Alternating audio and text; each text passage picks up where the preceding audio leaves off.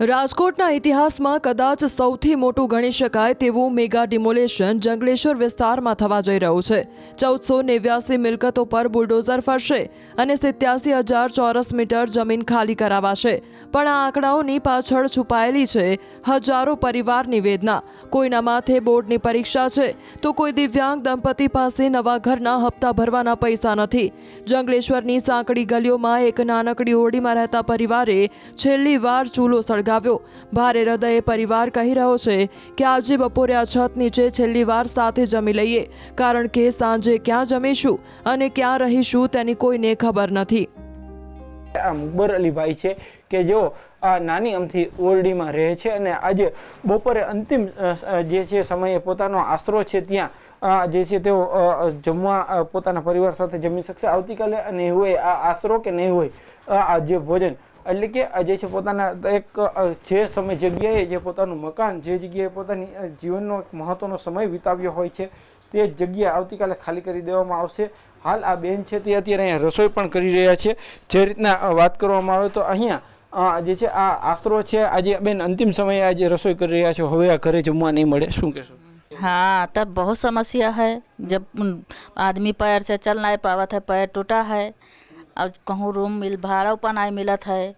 Ben, आप यहाँ पे रसोई बना रहे हो, आज अंतिम बार है? हाँ, अंतिम बार है। क्या अंतिम बार है आप या क्या शाम को एक खाली कर दिया जाए तब? हाँ, तब कहाँ जावा जाए?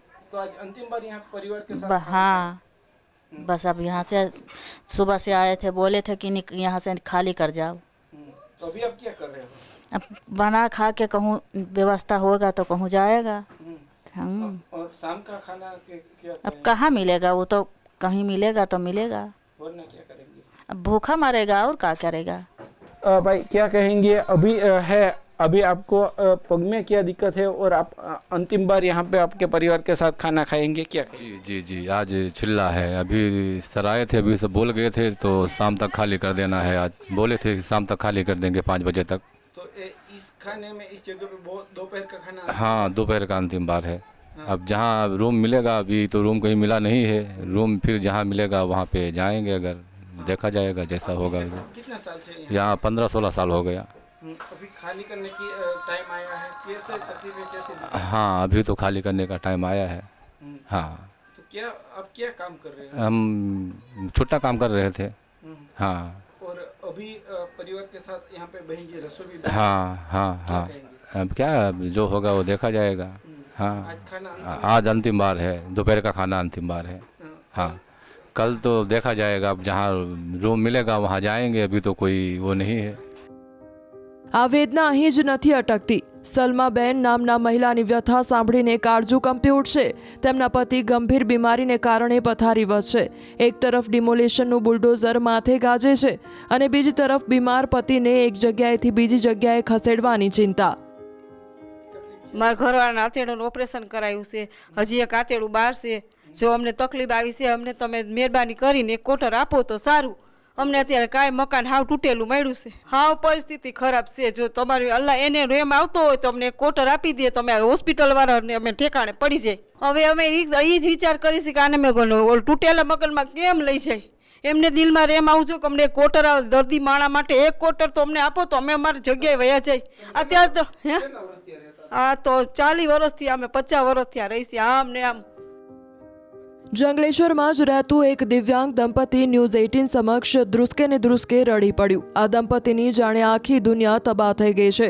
કોર્પોરેશને ક્વાર્ટર તો ફાળવ્યું છે, પણ કબજો લેવા માટે 55,000 રૂપિયા માંગવામાં આવી રહ્યા છે।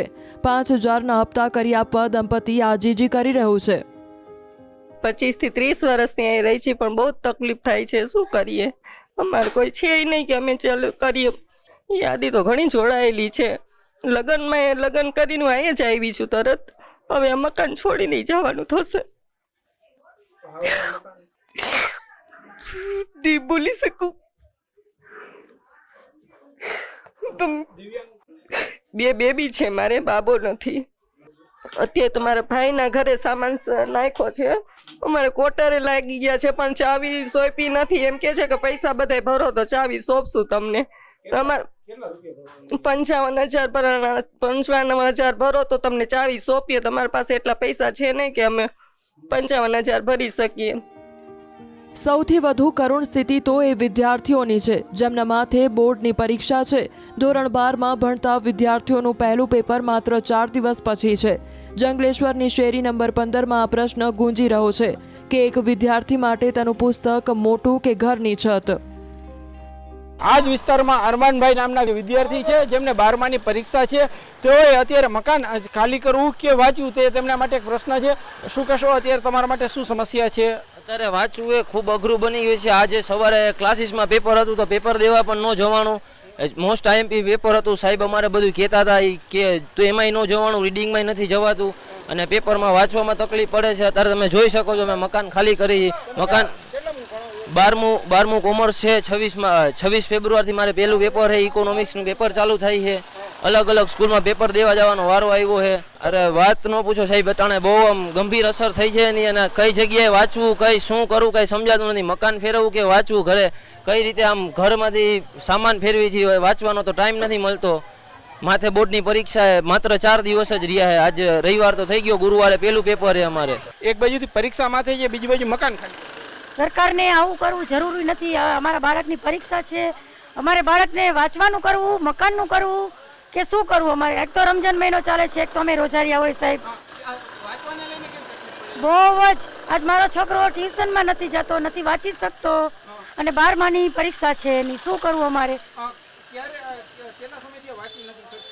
આજે અઠવાડિયાથી અમને લોકો આ લોકો હેરાન કરે છે. 2 મહિનાથી આ લોકો એમને હેરાન કર્યા છે. બહુ જ પડશે એમ. બધાયના બાળકો માટે પરીક્ષા અસર પડશે એમ બાળક માટે. સોમવારે આજી નદીના પટ અને ટીપી રોડ પરના દબાણો હટાવવા માટે તંત્ર સજ્જ છે. 992 મકાનો આજી નદીના પટમાંથી અને 497 મિલકતો ટીપી રોડ પરથી દૂર કરાશે. કોઈ અનિચ્છનીય બનાવ ન બને તે માટે સુરેન્દ્રનગર, જામનગર અને મોરબીની પોલીસ પણ બોલાવાઈ છે. SRP, RAF અને ક્રાઇમ બ્રાન્ચની ટીમો તૈનાત છે. કલમ 144 મુજબ જાહેરનામું બહાર પાડી દેવાયું છે. 87,000 ચોરસ મીટર જમીન તો ખાલી થશે, પણ જનતાના હૃદયમાં જે ઘા પડશે તે ક્યારેય રૂજાશે નહીં. રાજકોટના જંગલેશ્વર વિસ્તારમાં સોમવારે હાથ ધરાનારા ડિમોલેશનની તૈયારીઓ છે તે પૂરજોશમાં કરવામાં આવી રહી છે. અત્યારે રાજકોટ શહેરની જે જંગલેશ્વર વિસ્તારમાં આવેલી સરકારી શાળા છે તે અત્યારે જે છે અહીંયા અત્યારે ટ્રેક્ટર જે મોટા પ્રમાણમાં જે ગોઠવી દેવામાં આવ્યા છે. ખાસ કરીને જે રાજકોટના જે જંગલેશ્વર વિસ્તાર છે ત્યાં જે 1400 જેટલા મકાનો છે ત્યાં ડિમોલેશન થવાનું છે. ત્યારે અલગ અલગ જે રાજકોટ શહેરના વિસ્તારો છે ત્યાંથી અહીંયા ટ્રેક્ટર બોલાવવામાં આવી રહ્યા છે અને તમામ ટ્રેક્ટરો છે તે પણ અત્યારે અહીંયા રાખી દેવામાં આવી રહ્યા છે. ત્યારે અહીંયા પોલીસનો બંદોબસ્ત પણ ગોઠવી દેવામાં આવી રહ્યો છે. ખાસ કરીને આ જે હંગામી જે છે એ પોલીસ સ્ટેશન પણ આ જે વિસ્તાર છે તે ઊભું કરવામાં આવી રહ્યું છે. મોટી સંખ્યામાં પોલીસ છે તે પણ અત્યારે અહીં તૈનાત જોવા મળી રહી છે.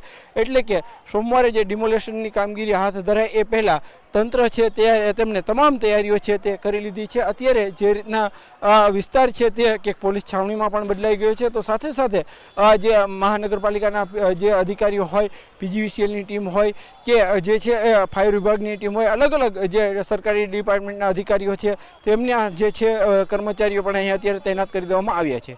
રાજકોટના જંગલેશ્વર વિસ્તારમાં આવતીકાલે મેગા ડિમોલેશન થવાનું છે. એ પહેલાં જ અત્યારે જે છે તે જે લોકો છે તે સ્વેચ્છાએ પોતાના મકાન ખાલી કરી રહ્યા છે. આપ દ્રશ્યોમાં પણ જોઈ શકો છો કે જે રીતે અત્યારે જે છે સામાન ભરીને અહીંથી આ લોકો છે તે નીકળી રહ્યા છે. ખાસ કરીને અહીંયા છેલ્લા ઘણા વર્ષોથી આ સ્થાનિક લોકો આ જ જગ્યાએ રહેતા હતા, પરંતુ હવે તેઓ જે છે એ મકાન ખાલી કરીને જતા રહ્યા છે. આવતીકાલે જે 1400 જેટલી મિલકતો છે તે તેના ઉપર બુલડોઝર ફરવાનું છે. હાલ આપણી સાથે અહીંયા સ્થાનિક લોકો છે, આપણે એમની સાથે પણ ક્યાંક વાત કરવાનો પ્રયાસ કરીશું, પણ એ પહેલાં હું આપને આ દ્રશ્ય બતાવીશ કે જે રીતના અત્યારે જે છે એ ફ્રીજ સહિતની અલગ અલગ વસ્તુઓ છે તે અહીંથી સામાન ભરવામાં આવી રહ્યો છે અને અન્ય જગ્યાએ ખસેડવામાં આવી રહ્યો છે.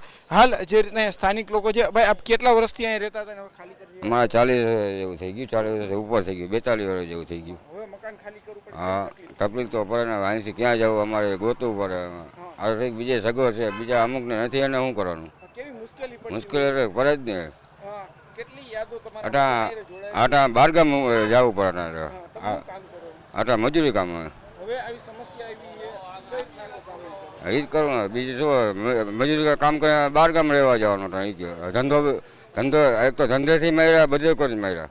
ચોક્કસથી આ લોકોની વેદના છે. સ્થાનિક લોકો છે, 40 વર્ષથી આ વિસ્તારમાં રહેતા હતા. હવે તેમને મકાન ખાલી કરવું પડી રહ્યું છે. ક્યાંક ને ક્યાંક તેમની જે તકલીફ છે તે પણ સામે આવી રહી છે. મજૂરી કામ કરતા લોકો છે, તેમનું કહેવું છે કે જ્યારે અત્યારે આ જે છે તેઓને અત્યારે ભારે જે છે તેઓ મકાન ખાલી કરી રહ્યા છે. ભારે મુશ્કેલીનો સામનો પણ ક્યાંક ને ક્યાંક તેમને કરવો પડી રહ્યો છે. હાર્દિક જોશી, ન્યૂઝ 18 ગુજરાતી, રાજકોટ.